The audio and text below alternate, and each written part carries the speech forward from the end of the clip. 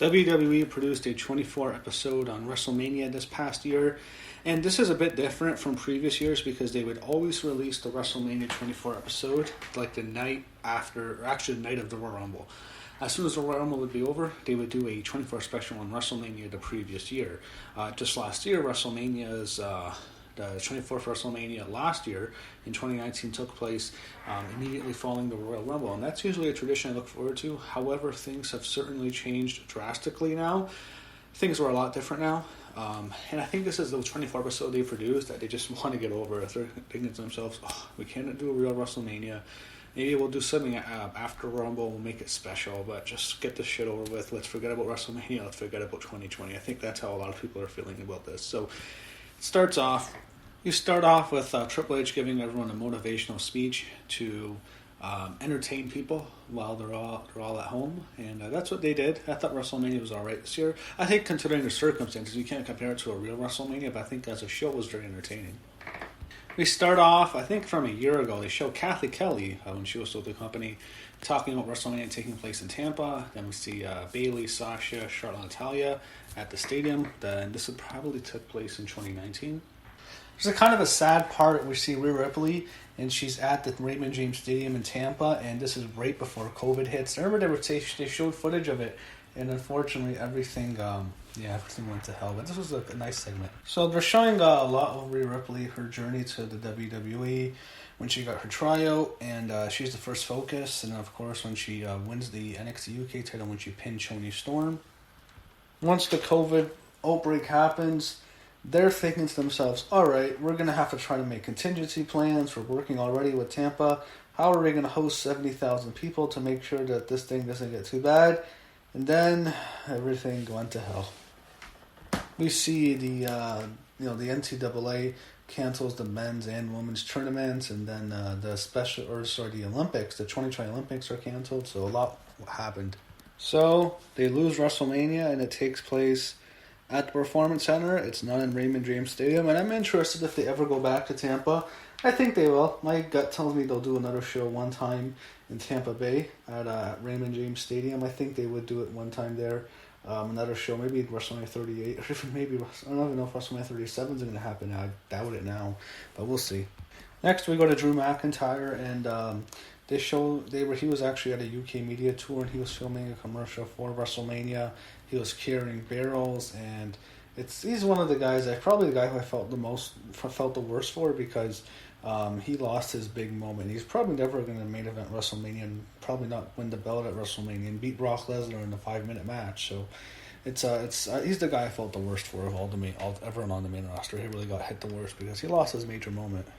Drew admits he was really pissed off, and it's hard not to blame him. He just got the short end of the stick here.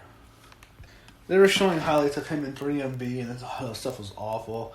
Even though I thought they were a fun gimmick, the thing that killed him was they started having him job to El Torito, which is just embarrassing. That stuff was horrible. That was in 2014.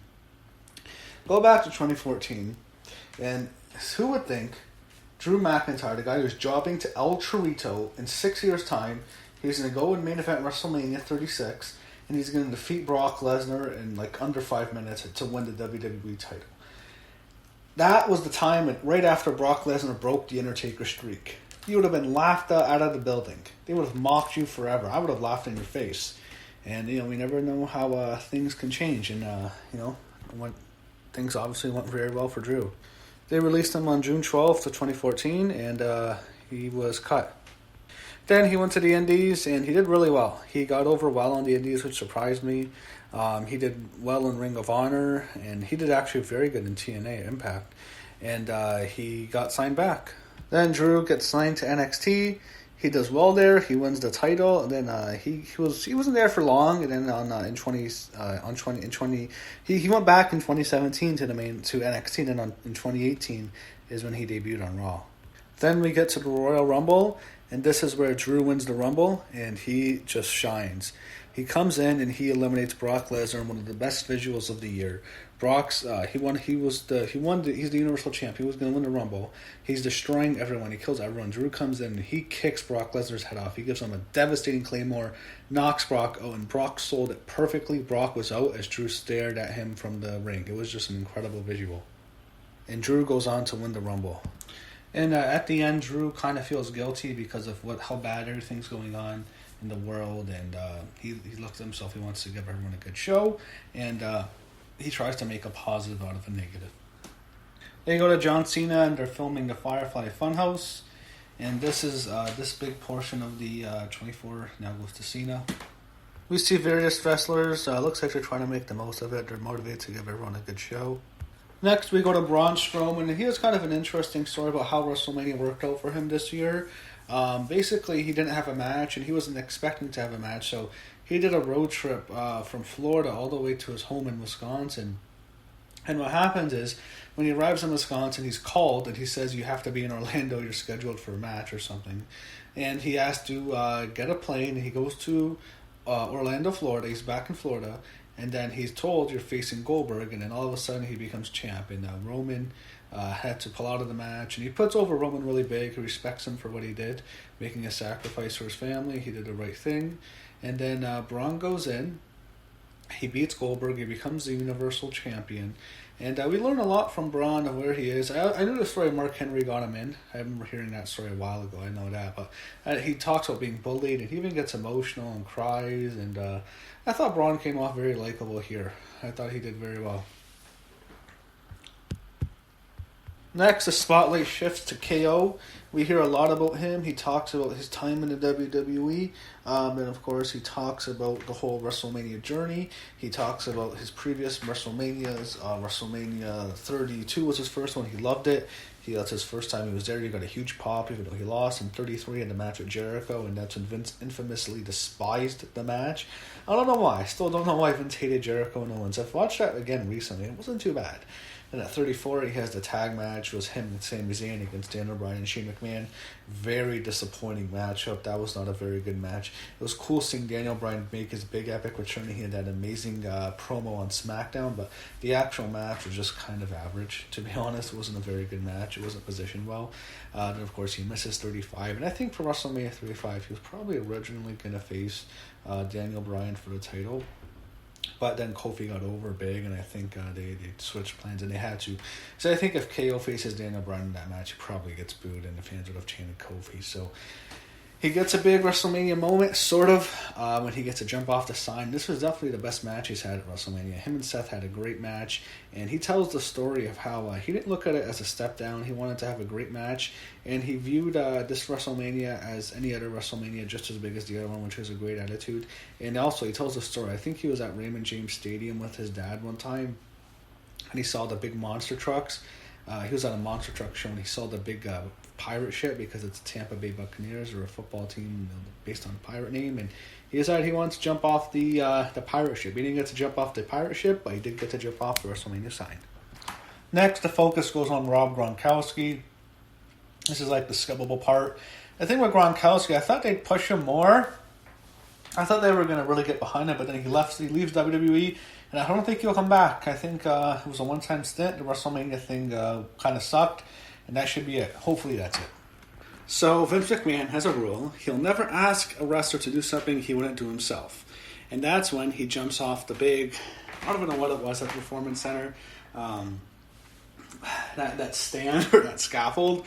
Vince McMahon even showed highlights. He did the zipline entrance for Shawn Michaels at WrestleMania 12. Vince McMahon actually did the entrance before Shawn Michaels did at 96. But that was when he was 50 probably. Right at 50, right? 24 years ago? Or 51 maybe? Here, he is 74. He just turned 75. Happy birthday to Vince. Happy belated birthday now. He jumps over the set, and it is just brutal. I can't believe this guy's 75. Or 74 at the time. They go through highlights, a whole bunch of shows, a whole bunch of highlights from WrestleMania Night 1 and 2.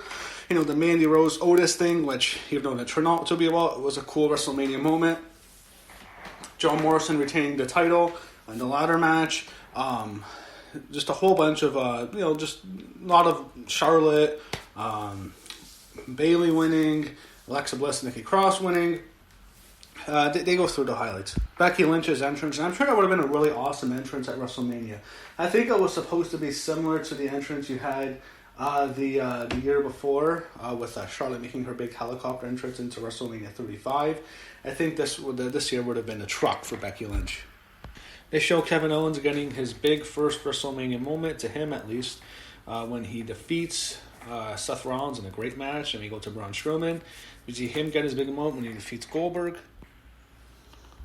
Strowman gets emotional after winning the belt, and he's obviously very happy, and they're making a lot about this whole bullying thing. I'm thinking to myself, this is when you were a kid. It's perfectly normal. Every kid gets bullied. I don't know, but I just need to tell a good story. Next, they go to the Firefly Funhouse, and this whole match was just really strange. Still, looking back at it, I had mixed feelings about it. I think it's actually pretty entertaining when you watch it back, but it was definitely, it was something else.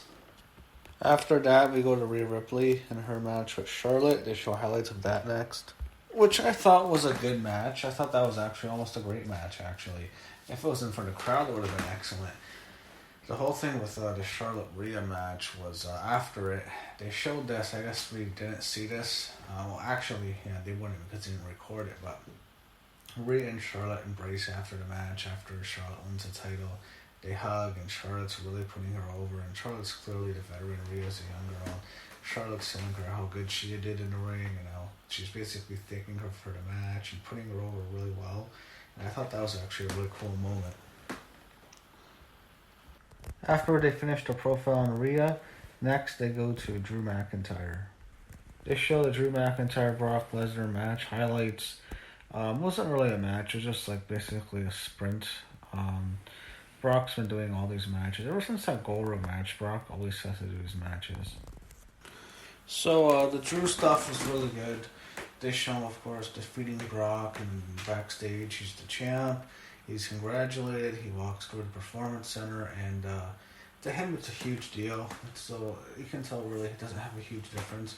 I'm sure he would have loved to have won the belt in front of 70,000 people with fireworks going off. But he didn't get that. However, he still didn't get a good moment. And he said it's the culmination of his life's work. One thing I find stupid is that they have to show, this is at the end of the documentary, they have to show fan reactions to watching WrestleMania. I'm thinking to myself, I hate this. This is so cringe. It's brutal watching this. So to conclude, I thought the people who came off the best here were Drew McIntyre and Rhea Ripley. And overall, I thought this was a fine documentary considering the circumstances. It wasn't really a WrestleMania. And all I can say is hopefully at WrestleMania 37 we get a show in a stadium in front of people.